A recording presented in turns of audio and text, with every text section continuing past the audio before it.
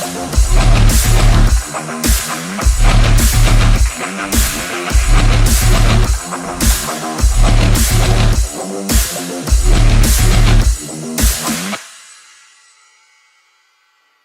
buenas noches, bienvenidos a otro jueves más de Contrapunto Político. El día de hoy platicaremos de dos temas muy importantes: la legalización o más bien la regulación de la marihuana en México y sus consecuencias. También hablaremos del caso Rosario Robles, ya que busca ser testigo colaboradora de la Fiscalía. Se dice que van ahora por el exsecretario de Hacienda, Luis Videgaray Caso. Para platicar de estos temas, agradezco y saludo a la instancia a mis compañeros analistas y valientes periodistas. Rodrigo Vázquez Parada, maestro, ¿cómo estás? Hola, ¿qué tal, Tony? Bueno, muchas gracias por la invitación. Buenas noches a todos. Buenas noches, Rodrigo. Y buenas noches, Héctor López Ceballos, del periódico Novedades. ¿Cómo estás, abogado? ¿Qué tal? Buenas noches a todos ustedes. Gracias por la invitación de nuevo y pues vamos a estar discutiendo temas muy interesantes ahora. Gracias, Héctor. Y bueno, aún no sabemos bien si el compañero Jorge Sánchez nos va a acompañar el día de hoy, pero bueno, estaremos muy pendientes a ver si se nos añade aquí a la conversación. Rodrigo, pero vamos a comenzar, si les parece, con el tema de Rosario Robles Berlanga, la extitular de la SEDATU y de la Sedesol en el sexenio de Enrique Peña Nieto. Como todos sabemos, está encarcelada por la llamada estafa maestra, pero la noticia es que ha decidido acogerse al programa de testigo colaborador e irán ahora tras el que alegan dio las órdenes el exsecretario de Hacienda, Luis Videgaray Caso.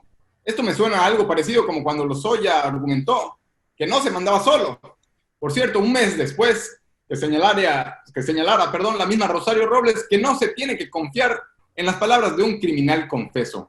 Bueno, me gustaría primeramente comenzar por preguntarte, Rodrigo, si podemos esperar resultados en esta nueva forma de colaborar con la justicia, soltando información y pruebas a cambio de reducir penas o algún beneficio para que caigan peces más gordos, estrictamente sus jefes o superiores.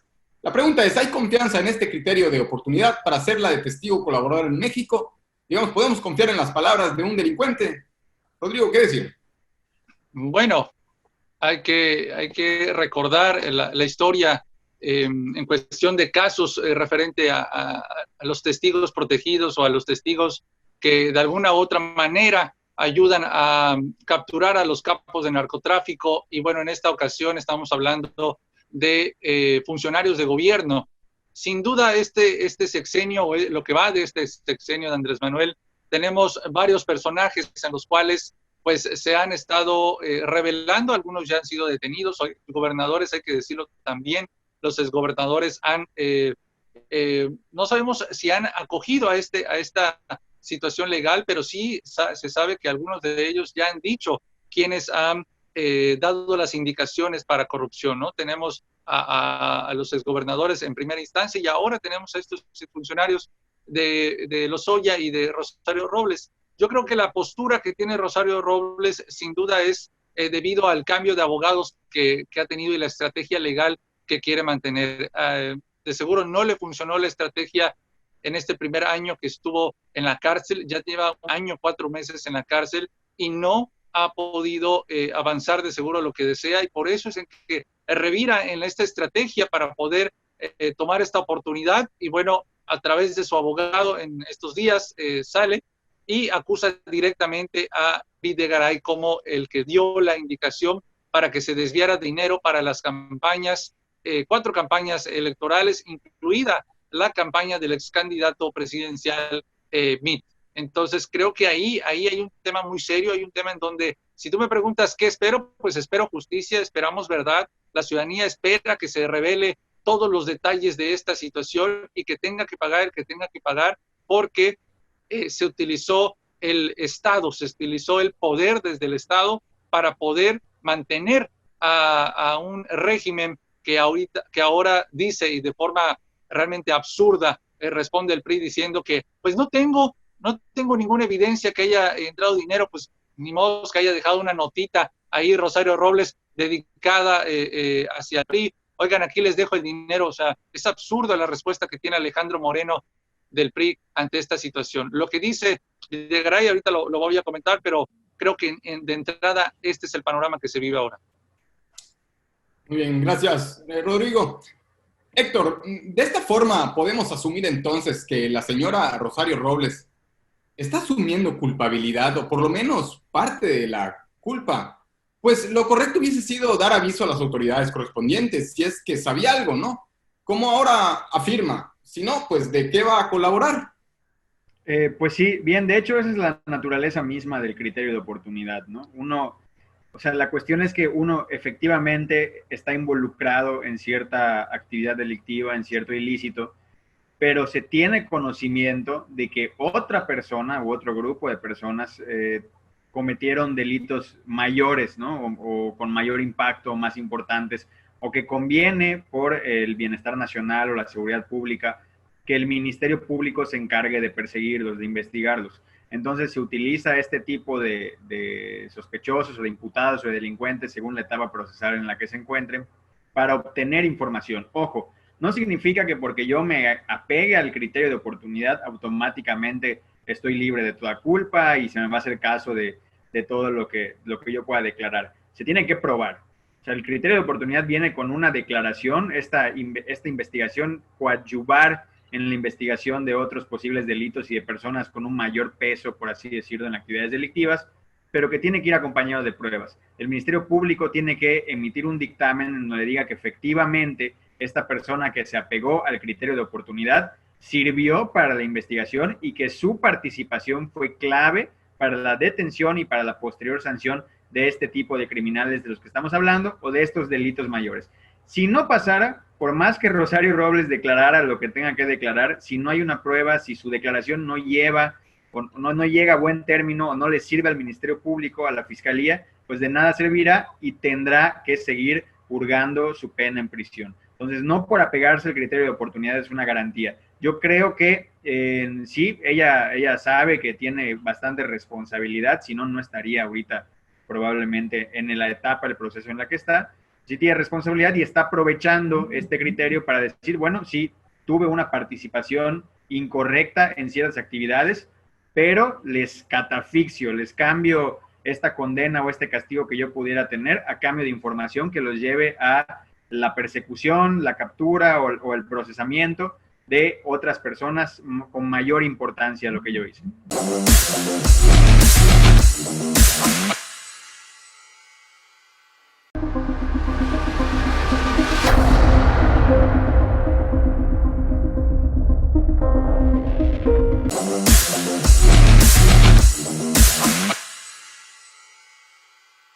Rodrigo, entonces, ¿qué significaría política y electoralmente ver, por ejemplo, a Luis Videgaray tras las rejas? Porque hay quienes aseguran que jamás veremos o veríamos esto, que la impunidad sigue y seguirá aún con la 4T. Hay que recordar que Rosario Robles llega al gabinete de Enrique Peña Nieto por la vía de Osorio Chong. Osorio Chong es el que prácticamente suma a otros grupos y entre estos está Rosario Robles. Recordemos que Rosario Robles venía de la izquierda, ¿no? Y este gabinete se ostentaba como un gabinete integral que había sumado fuerzas de la derecha y de la izquierda y que habían sumado a este proyecto de Enrique Peña Nieto. Rosario Robles no es de la línea de Videgaray dentro de esta parte política. Entonces, por supuesto que Emilio Lozoya, que era una persona cercana a Enrique Peña Nieto, también no tenía una cercanía con Videgaray de forma amistosa. Políticamente ahí lo podemos notar. Y ahora hay que mencionarlo, la Unidad de Investigación Financiera, Santiago Nieto, confirmó que sí hay una investigación contra Luis Videgaray. Videgaray rompió nuevamente el silencio para responderle a Rosario Robles en un comunicado donde tiene 5 puntos en donde le pide a Rosario demostrar eso que dice, porque él en ningún momento fue jefe de ella directamente, que cumplió y que siempre se apegó a lo que marca la ley. Entonces, lo interesante es que en el último punto él dice que estaría dispuesto a acudir siempre y cuando la Fiscalía General de la República o un juez lo citara para compadecer. Esto es importante porque Luis Videgaray, la última información que se tiene es que está en Estados Unidos y no en territorio mexicano. Entonces, aquí sí es importante que estos lazos que se siguen, platicamos la semana pasada del lazo por el tema de Cienfuegos con Estados Unidos y México, tiene que seguir esta conexión para lograr detener a otras personas que en un momento dado pudiesen estar implicadas directamente. Respondiendo al tema electoral, sin duda, la elección que se viene está desgastando más y más al PRI. El día de ayer platicaba con el dirigente del PRD aquí en Yucatán y decía que no descartaba la alianza con el PAN y con el PRI. Y cuando entrevisté a Alejandro Moreno el lunes, en que estuvo aquí en Mérida, lo mismo dijo, no descarta ninguna elección con partido. Entonces, esto quiere decir que se van a unir, que van de seguro a unirse, y ahora también hablado de uniones, Nueva Alianza y Morena confirman su unión para las diputaciones federales. Una situación que sin duda muestra el pragmatismo en el sistema político de los partidos. Rodrigo, pero ¿por qué no a Osorio Chong o a Peña Nieto? ¿Por qué solo a Videgaray? Esa es la pregunta que nos hacemos, y es además un poquito contradictorio porque Rosario Robles habla después en un tuit de que da las declaraciones su abogado y dice que su abogado habló de más, ¿no? En palabras, o parafrasearlo, habló de más, dio datos de más. Entonces hay una posibilidad de que, recordemos, y a lo mejor Héctor lo sabrá más, cuando tú revelas de alguna forma algunas intenciones de acusaciones, puedes entorpecer el procedimiento. Entonces, aquí lo interesante es por qué el abogado dice abiertamente esta situación cuando ni siquiera los abogados del propio Lozoya dijeron algo al respecto, sino fue un documento que se filtró cuando él presentó su declaración. Yo lo que creo es de que si va contra Videgaray, es de seguro porque Videgaray siempre fue el operador político de Peña Nieto para la conexión incluso con Odebrecht. Recordemos que ahí está implicado directamente. Gracias, Rodrigo, es correcto. A mí me da la impresión de que la sociedad mexicana no estará conforme hasta ver a Peña o a algún presidente tras las rejas. Pero bueno, hasta ahora todo apunta a Luis Videgaray. Héctor, por cierto, Rosario dice que, bueno, más bien, Luis Videgaray ya salió a decir que Rosario miente y que solo busca echarle la culpa para librarse de prisión. También se ha manejado que la dejaron sola, su propio equipo, su partido, sus amigos. ¿Tendrá realmente Rosario pruebas que incriminen a otros personajes? Porque, pues, yo me preguntaría, ¿por qué tardó tanto en hablar? Lleva más de un año encerrada y con pruebas. ¿Qué cambió? Ya lo decía Rodrigo, a lo mejor el cambio de abogados. Pues puede ser el cambio de abogados. Mira, yo lo veo como una estrategia procesal. Ella no estaba obligada a declarar en contra de algo. Digo, sí, claro, que moralmente y como servidora pública debió de haber denunciado algún acto de corrupción de la que haya tenido conocimiento. Pero es una estrategia procesal pura en este momento, ¿no? Si no me beneficiaba en nada en ese entonces, porque no había un Lozoya detenido, porque no había nadie, no me beneficiaba en nada declarar y echarme a todo un ex aparato de gobierno encima, con abogados, con influencias, porque lo voy a hacer, dejo que pase un poco el tiempo, sigo mi proceso normal, individual, y cuando se presenta entonces esta situación, cuando cambia el panorama, porque ya hay un Lozoya detenido, ya hay un indicio de que Cienfuegos también puede estar ahí metido con ciertas cosas, ya se empiezan a señalar a Videgaray, a Peña Nieto, entonces yo veo que pues una ventana de oportunidad para poder aplicar este criterio y decir, bueno, tal vez entonces, ya que yo tengo esta información, en este momento me es útil. Es una estrategia procesal, es válida, el derecho mexicano lo permite, así que no debemos de verlo tampoco como que, como si fuera una villana absolutamente, que se guardó cosas. No, pues es válida para la defensa decir las cosas en el momento procesal oportuno. Seguramente su defensa cree que es el momento procesal oportuno y, de ser el caso de aportar las pruebas, pues lo aprovecharon. Gracias Héctor. Y bueno, compañeros, para cerrar este tema, yo pues quisiera concluir diciendo que Lozoya no ha pisado la cárcel. Liberaron a Cienfuegos. En una de esas liberan hasta a Rosario Robles por buena testigo colaboradora. Y eso sin contar que también liberaron a Ovidio Guzmán. No quisiera jugar al abogado del diablo, pero si no se ve justicia y seguimos liberando criminales, pues entonces sí cobrará más fuerza la narrativa de la oposición cuando dice que la justicia, la 4T, es un circo mediático y que ningún pez gordo pisará la cárcel. Esperemos que la oposición no tenga razón y que la justicia, aunque sea tarde, pero que llegue a nuestro país. Bueno, compañeros, pasemos a uno de los temas que política e ideológicamente hablando, pues yo diría son de los más controversiales, debatibles y polémicos del mundo. Quizá en los últimos 100 años desde su prohibición, la marihuana, la legalización, regulación o despenalización de esta hierba, yo tengo que decirlo, a mí me llama poderosamente la atención que la mayoría de los medios, analistas y prensa en general ahora coincidan en que la regulación y no la prohibición es un importante avance. Incluso dicen que nuestros senadores se quedaron cortos y que terminó siendo una legislación con miedo. Noto a los medios de comunicación algo cambiados, diría, muy progresistas. Qué bueno, me da mucho gusto. A ver, yo quisiera dar mi opinión al respecto de esta regulación, Héctor, y decir que toda ley es perfectible y que se pueden corregir cosas todavía más adelante. Incluso ahora nuestros diputados podrían mejorarla, pero definitivamente es un primer paso. Independientemente de reconocer que hay fallos aún, para mí es un gran avance en muchos sentidos. Y sí quisiera reconocerlo, sobre todo por los años que llevamos promoviendo la legalización. Señores, sin más preámbulo, ¿qué les pareció la decisión del Senado de regular y despenalizar el uso lúdico, comercial, medicinal y experimental de la planta del cannabis? Con 82 votos a favor, 18 en contra, 7 abstenciones. Contundente, ¿qué decir? Héctor. Sí, es total, la ley siempre va a ser perfectible. Yo creo que ahí se quedaron cortos los senadores porque hay una figura, ellos suben de 5 gramos a 28 la aportación permitida para ser considerada como consumo personal y que no te puedan detener los agentes de la policía y tal. Pero en sí, y también reformaron el Código Penal, o sea, lo que hicieron fue subir el gramaje permitido. Pero no cambiaron el delito de posesión simple, entonces si antes me sembraban 5 gramos de marihuana para extorsionarme, pues ahora basta con que me siembren 29 o 28.5 y ya está, ¿no? O sea, no, la conducta es la misma, no cambió en nada.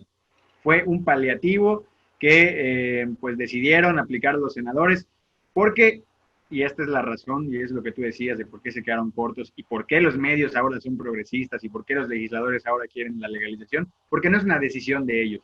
Los legisladores no están legalizando o regulando o metiendo esta iniciativa de ley a favor de la marihuana porque sean progresistas, lo están haciendo por una orden de la Corte, por un mandato de la Suprema Corte de Justicia, que fue quien ya les había dado un año para regular la marihuana, no lo hicieron, pidieron una prórroga y esta prórroga vence el día 15 de diciembre de 2020.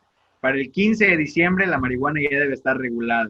Entonces ellos están siendo obligados para no ser sujetos de sanciones y de consecuencias dentro del aparato mexicano, dentro del aparato jurídico, ellos se ven obligados a legislar en torno a la marihuana, porque la Corte así lo decide, porque la Corte saca un criterio en donde dice que el consumo de marihuana, primero empieza con un asunto que tiene que ver con el uso medicinal de la cannabis, pero donde dice que el consumo de este tipo de droga tiene que estar pues vista de una manera en que se permita la libertad personal, la libertad individual de que uno puede consumir lo que quiera mientras no dañe a terceros. Entonces, y no hay, de hecho, un estudio científico serio que diga que consumir la marihuana va a dañar a terceros más que a uno mismo, porque sí hay algunos estudios que implican que hay algunas consecuencias negativas de consumir cannabis. Pero ellos decían, no puede ser que el Estado llegue a tal punto de restringir la libertad individual de las personas, prohibiendo absolutamente el consumo de cannabis. Entonces, señores legisladores, tienen hasta determinada fecha y después de la prórroga hasta el 15 de diciembre para regular y para hacer un marco jurídico robusto en torno al consumo de la marihuana. No se utiliza el uso del lúdico en esta legislación, sino de uso adulto, que implica muchísimas cosas. A mí, y por eso me parece que está esta legislación hecha un poco a medias o con las patas, porque fue obligado. Todos los legisladores que antes se oponían, que habían dejado pasar este tema, que preferían seguir con la prohibición y que arrastraron hasta más no poder los tiempos para llegar hasta ahorita, no es que realmente sean progresistas, no se dejen engañar con que los legisladores ahora ya son muy de izquierda o muy liberales o algo, sino que están cumpliendo un mandato de la Corte porque lo tienen que hacer. Correcto.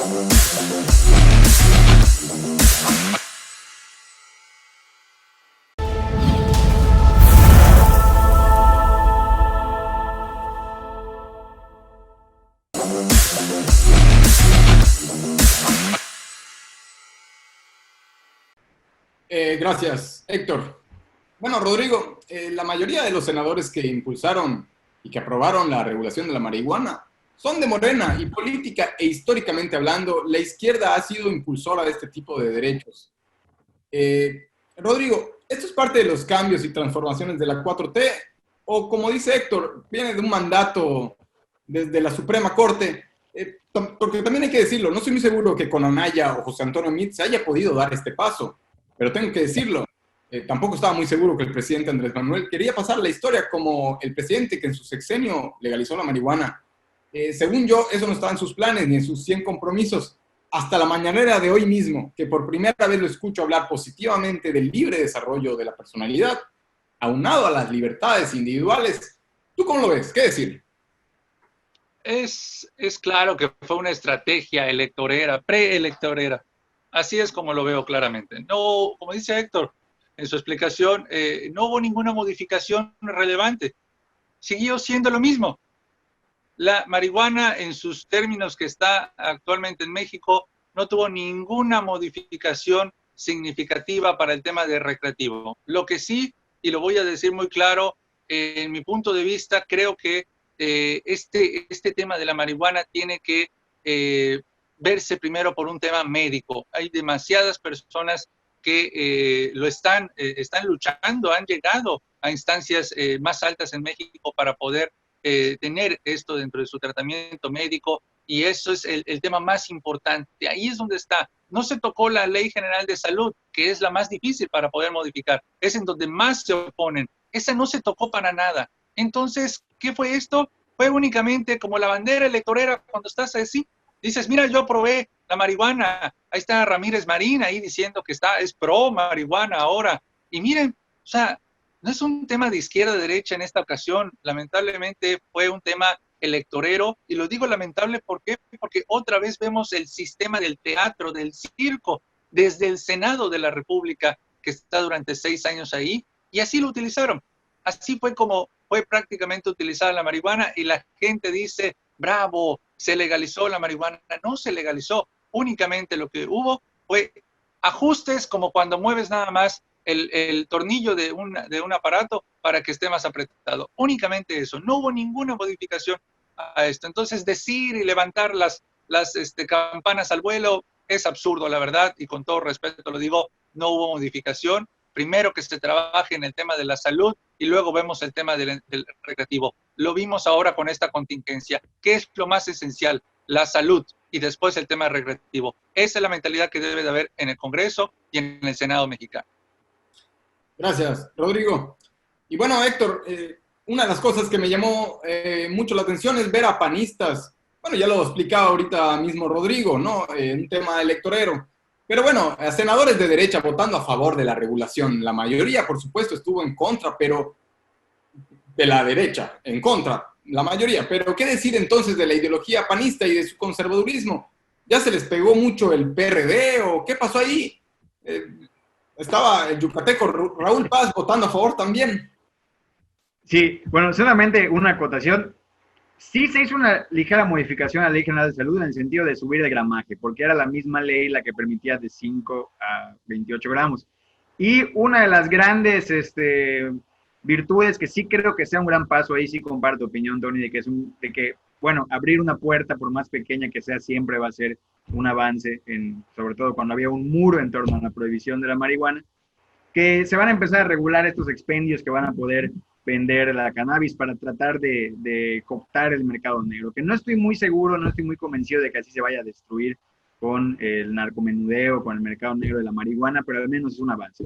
Ahora, sobre estos diputados, senadores del PAN, del PRD, de la derecha que votaron en contra de este dictamen, hubieron quienes sí lo hicieron a favor, como Raúl Paz, efectivamente, pues tenemos que ver cuáles son los tiempos que se vienen. Yo concuerdo con Rodrigo, ya se inició como tal el año electoral, todavía no son las campañas en forma, pero ya inició el año electoral en las instituciones que se encargan de organizar las elecciones, y por supuesto uno tiene que quedar bien con el electorado, y si ahorita la gente está viendo con buenos ojos que se regularice la marihuana para probar una estrategia distinta de combate al crimen organizado y a las adicciones, pues ellos se van a subir a este tren, ¿no? Además, vería un poco complicado que en el currículum o en el historial de uno de estos legisladores esté el incumplimiento o el desacato a una orden de la Suprema Corte, que también les puede pesar en la época de las campañas. Entonces yo coincido con Rodrigo de que esto también tiene una vertiente electoral muy poderosa. No recuerdo alguno de estos senadores o alguno de los diputados que va a votar tan fuertemente comprometidos con la causa de la marihuana hasta antes de esto. Y aquí sí quiero insistir, están aprobando esto en una prórroga, en una extensión temporal que dio la Suprema Corte. ¿Por qué no lo hicieron antes, cuando no necesitaban la prórroga? ¿Por qué no lo hicieron antes de que la Corte tuviera que mandatarlo? ¿Por qué se esperaron hasta lo último cuando ya no tenían otra alternativa para regular la marihuana? Porque es una cuestión también electoral, porque es una cuestión que les conviene y algo tienen que hacer de cara a las elecciones intermedias de 2021. Rápidamente, Héctor, con José Antonio Meade o Ricardo Anaya, ¿hubiésemos visto la legalización de la marihuana o esta regulación? Pues mira, solamente por fines académicos y teóricos, hubiese sido muy interesante ver qué pasaba si pues desatendían o desobedecían una orden de un poder del Estado, porque pues así como el presidente encabeza el poder ejecutivo, no hay que olvidar que son 3 los poderes en que se divide el aparato estatal, y hubiese sido muy interesante ver si Meade o Anaya se oponían a la regularización de la marihuana. Tal vez con Meade y digo con Anaya, perdón, y por los videos que ha sacado, sí hubiese habido una regulación de esta droga, pero con un sentido diferente, tal vez cargado un poco más a lo medicinal, como mencionaba Rodrigo, en lugar de abrirlo tanto al uso lúdico. Pero al fin, pues hubiese habido una especie de crisis política y del Estado si uno de los poderes pues no le hace caso al otro. Gracias Héctor. Y bueno, para cerrar el programa, Rodrigo, más allá del libre desarrollo de la personalidad o del derecho que debiese tener todo adulto de decidir, así como si se fuma un tabaco o se toma un trago de alcohol, pues el de también poderse fumar un cigarrillo de marihuana, ¿consideras que la regulación de esta tan satanizada hierba ayudará a contrarrestar el nivel de violencia en nuestro país? Y si quieres contestarme también en el aspecto económico, pues otra de las apuestas importantes es quitarle el negocio de la cannabis al narco y legalizarlo con impuestos, licencias, derechos, todo lo que representa la industria legal del cannabis. Luego entonces, Rodrigo, ¿ayudará esto en materia económica y de seguridad?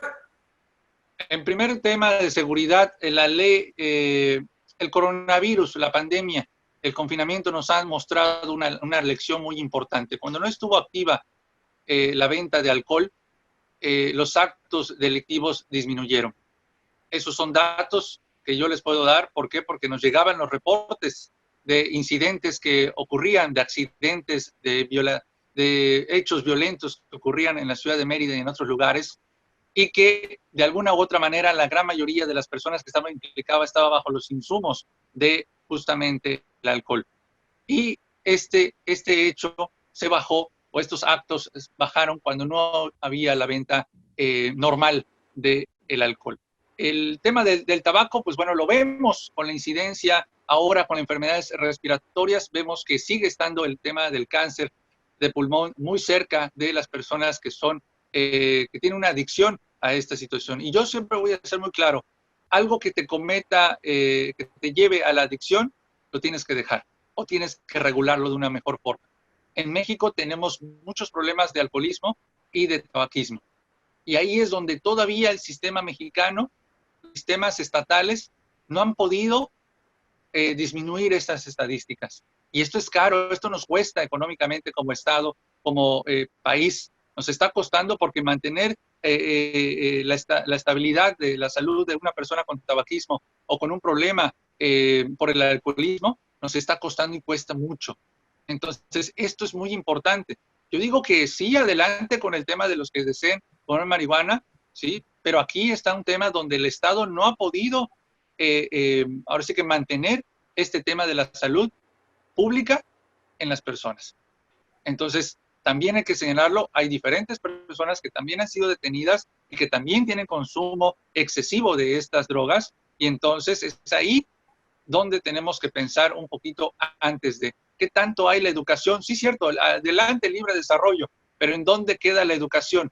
¿Cómo estamos educando a la población sobre estas situaciones que están afectando, por supuesto, por una libertad, llamarlo un libertinaje, sin tener una educación? No puedes darle un cerillo a un niño sin enseñarle cómo encenderlo o cómo usarlo. Yo creo que ahí es donde está. No digo que el Estado debe estar manteniendo como paternalista, pero sí tiene que hacer su función. Y en esas funciones básicas no las ha hecho para reeducar o para ayudar a las personas que tienen exceso en estas drogas. Bueno, con ese comentario nos despedimos del programa. Compañeros, muchísimas gracias. Rodrigo, muchas gracias, Héctor, como siempre. Y bueno, nos quedamos esperando a Jorge Sánchez. Nos mandó un mensaje al final diciendo que no podía participar esta vez. Rodrigo Sánchez. Será en otra ocasión. Muchas gracias a ustedes por el favor de su atención. Nos vemos el próximo jueves en otra edición más de Contrapunto Político. Buenas noches.